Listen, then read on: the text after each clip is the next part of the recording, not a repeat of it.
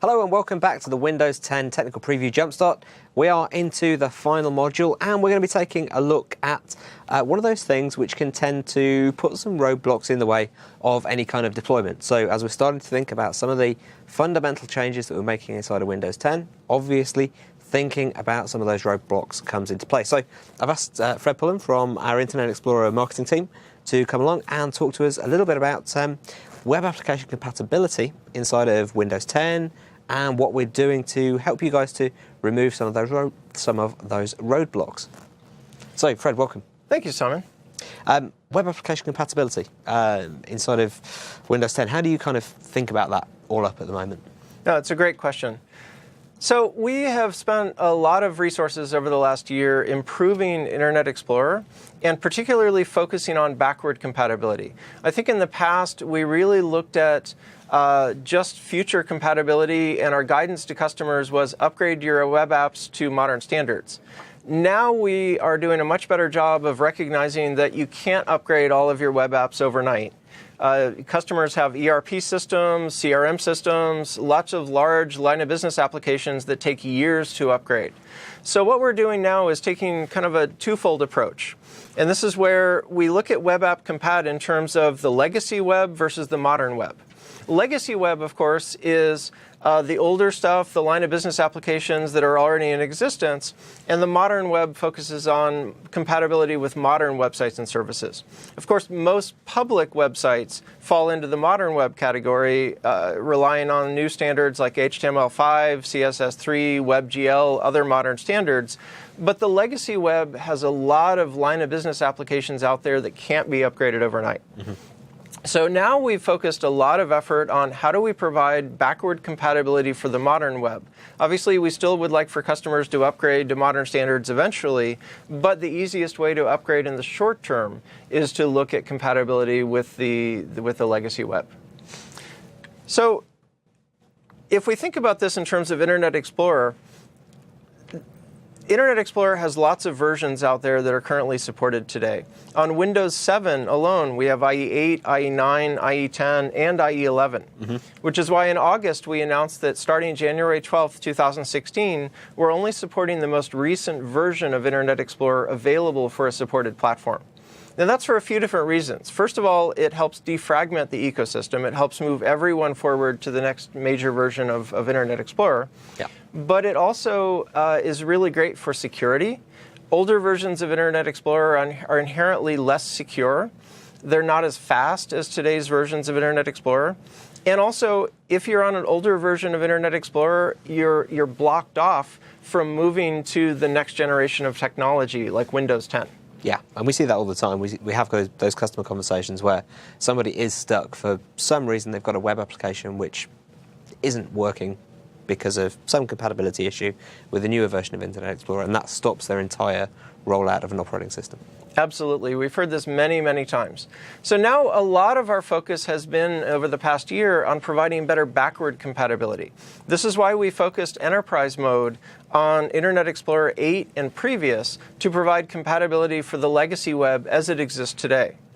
Now, between IE 8 and IE 9, we did a significant reset of the browser. We actually rewrote the browser from the ground up to be based on modern standards, which is a really good thing for the modern web, and we've continued to iterate on that for IE 8, IE 9, IE 10, and now IE 11. But for the legacy web, we realized that we needed to beef up our backward compatibility. Now for Windows 10, this gets particularly interesting. So if we look here, now we're viewing the legacy web as all document modes before Edge.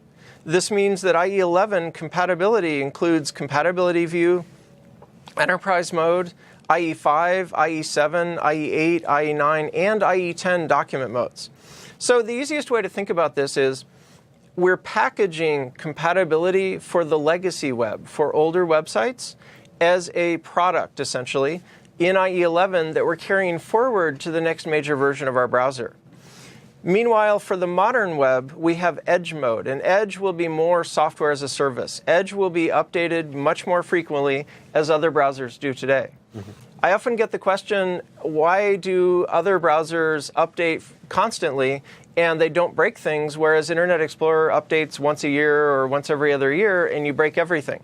Well, that's because other modern browsers are only trying to solve half of this equation. They're really only trying to solve compatibility with the modern web.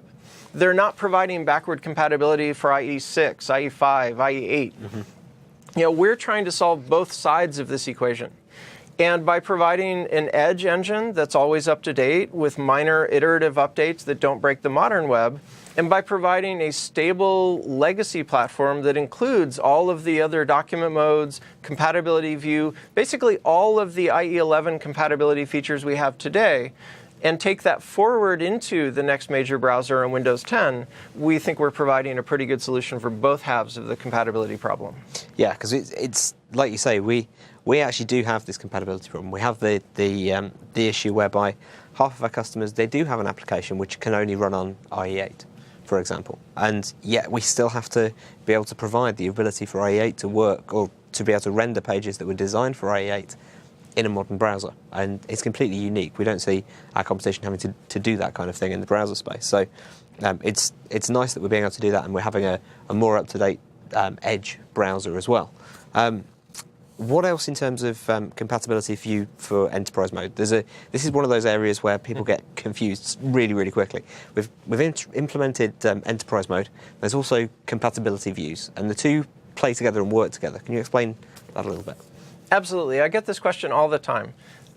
People say, what about compatibility mode or enterprise view? The terms are too easily interchangeable. So let me walk you through this very easily. Internet Explorer 11 provides through enterprise mode a higher fidelity emulation for Internet Explorer 8. Now, since Internet Explorer 8, we've also had something called Compatibility View. Compatibility View is essentially a switch. We knew that there were many older websites that were designed for IE5 and previous. We also knew that there were more modern websites that were designed for IE7. Remember, if we go back a number of years, customers had asked Microsoft for functionality that did not exist as a W3C or ECMA International or other standards body standard. So these things didn't exist as a web standard. When we introduced this functionality into the browser, it worked really well for customers, and developers loved the functionality. They built it into a lot of line of business applications. But unfortunately, at the end of the day, for many of these functions, the web went in a different direction. So this ended up being proprietary functionality.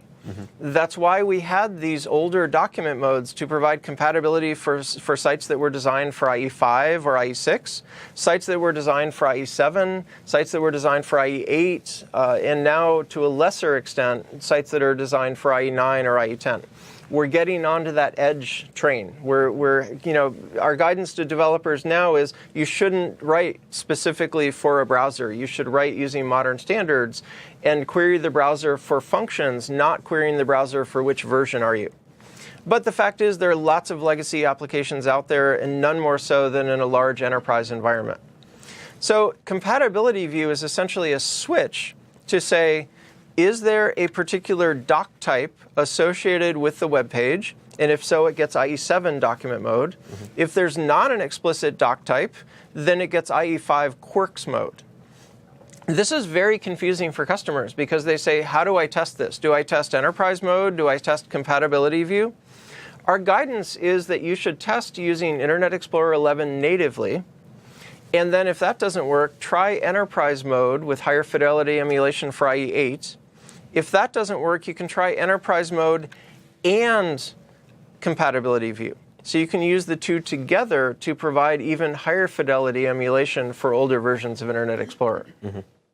And that seems like it actually seems like a very simple process to go through. Once you've enabled enterprise mode and you're allowing people to use it, then they can probably start to do some of the self-testing around this as well. That's absolutely right. And in fact, this is shifting a little bit of the power back to the IT pros. Yeah.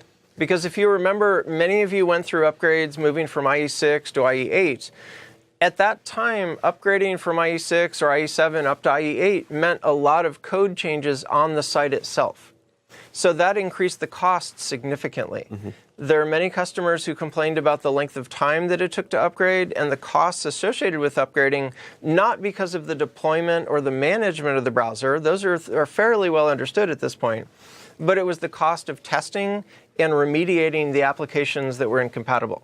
Because at the time, fixing an application that was incompatible meant having to go into the application and actually change code.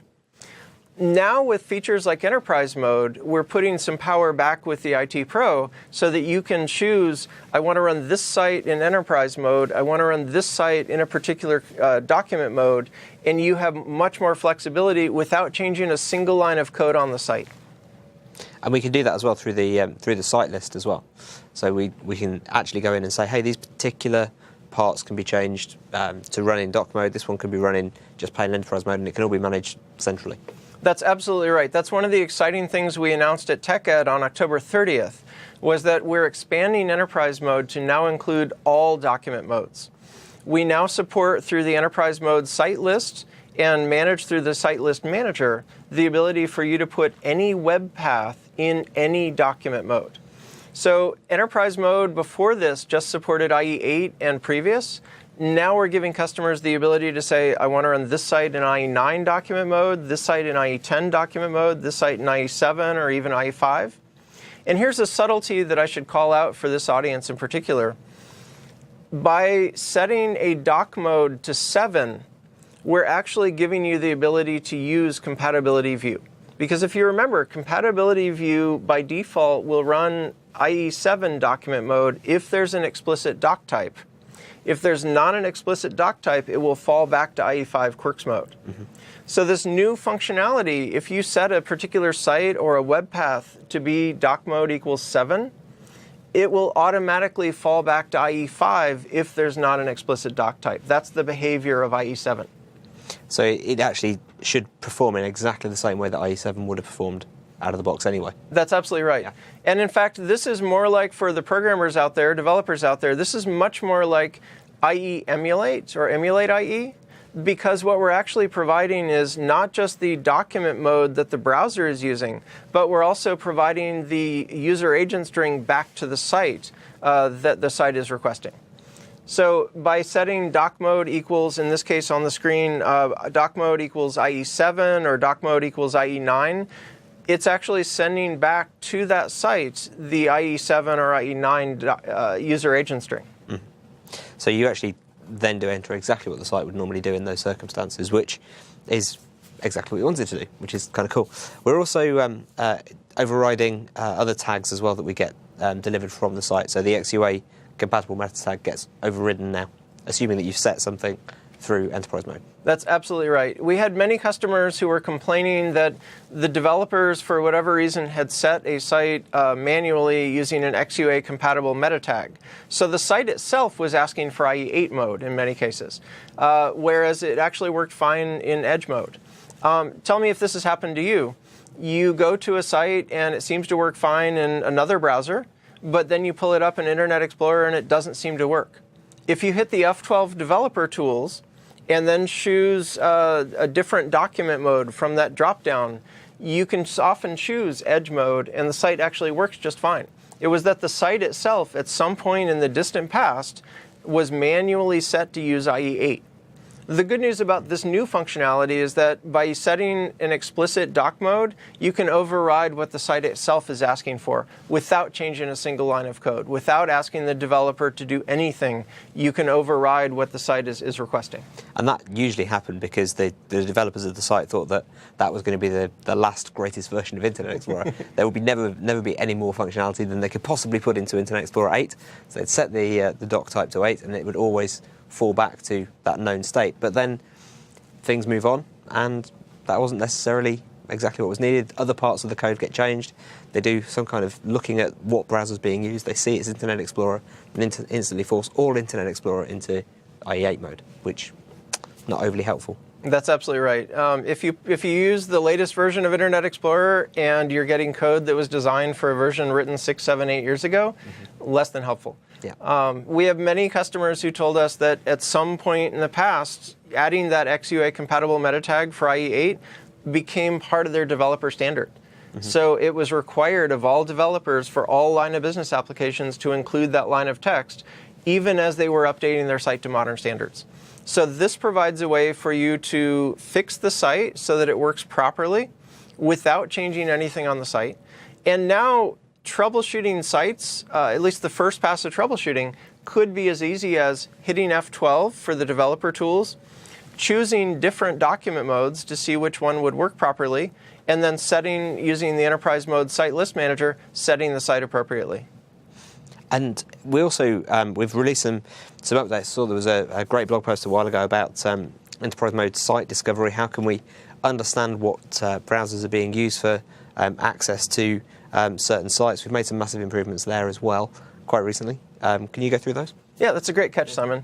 So in September, we actually shipped an update to Internet Explorer 11 that included some hooks that give you additional telemetry about how the browser is being used. These hooks aren't turned on by default. The data doesn't go anywhere by default. And in October, we shipped a enterprise site discovery toolkit that includes some scripts and some sample queries for System Center. So if you're using System Center Configuration Manager, you can pull the data from local machines, aggregate it, and then create some custom reports, or you can use our off-the-shelf samples. Now, in this case, a user would browse the web, and I want to be clear here. Every site that the user would go to gets aggregated and collected locally. So in certain regions of the world, you absolutely want to make sure that you adhere by local laws and regulations and make sure that you're not stepping on anything.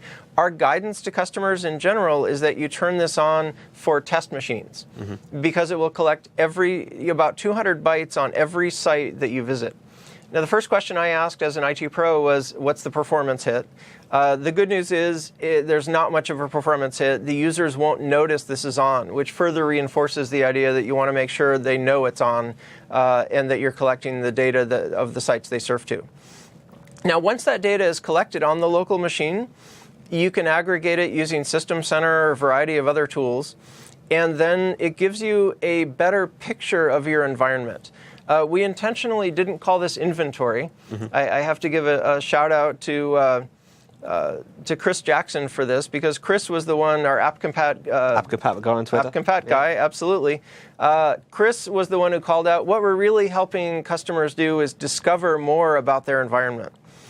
But by collecting this information, you're essentially aggregating this or crowdsourcing it from a small set of users. And at that point, you're in a much better position to know which websites are being rendered in which document mode for which reason. Is it because of an XUA compatible meta tag? Is it because of a group policy or for another reason? It will also tell you which ActiveX controls are being used by the sites, and it will tell you which sites will hang or crash. So this is incredibly useful for some customer environments where you may have, hands up, 4, 5, 6 different versions of JRE out there. And you're trying to figure out which websites use which ActiveX controls, because this will help you get a handle on how to manage that environment a little bit better. If you can figure out that this set of websites uses this particular ActiveX control, then you can at least work with those line of business app owners to figure out how you can condense the number of ActiveX controls and maybe support fewer versions, or at least support more secure versions, later versions.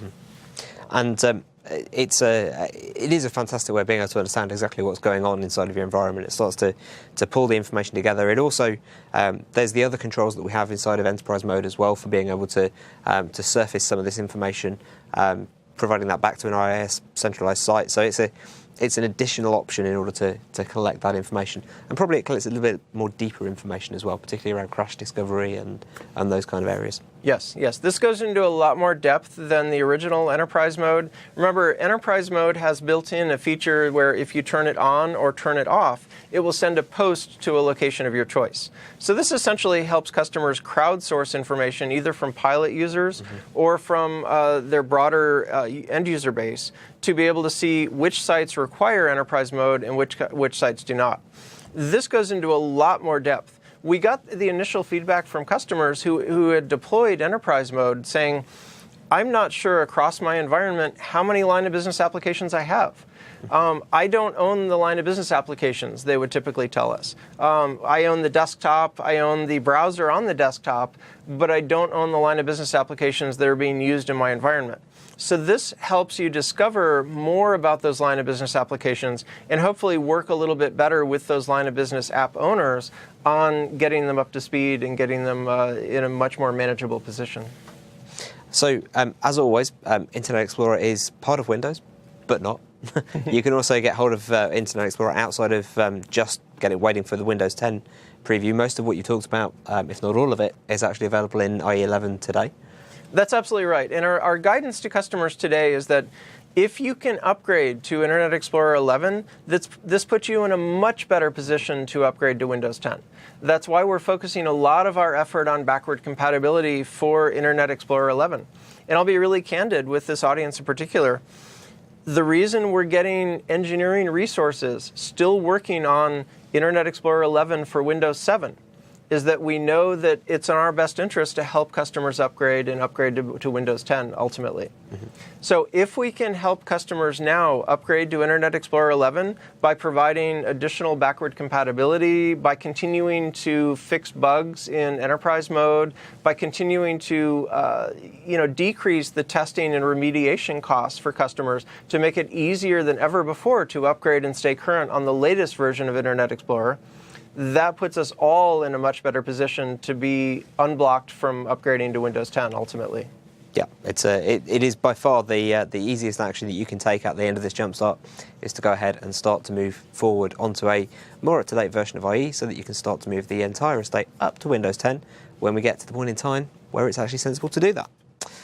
Fred, thank you very much for coming in and talking to us about Internet Explorer and about what we're doing with Internet Explorer. You had some resources that you wanted to share as well. So why don't you go ahead and just go through those very quickly? Okay, absolutely. So in terms of resources, we have an Internet Explorer blog that's available on MSDN. That's a great place for checking out the latest information. Modern.ie does exactly what it suggests. This is our site for developers who are interested in getting to modern and upgrading their sites to modern standards. There's also a scanning engine there that you can run locally. It doesn't crawl your intranet, but it will scan a particular URL and give you some guidance around upgrading that site to a modern standard that works across browsers and across devices. Mm-hmm. TechNet, of course, is at technet.microsoft.com/IE is the Internet Explorer specific page.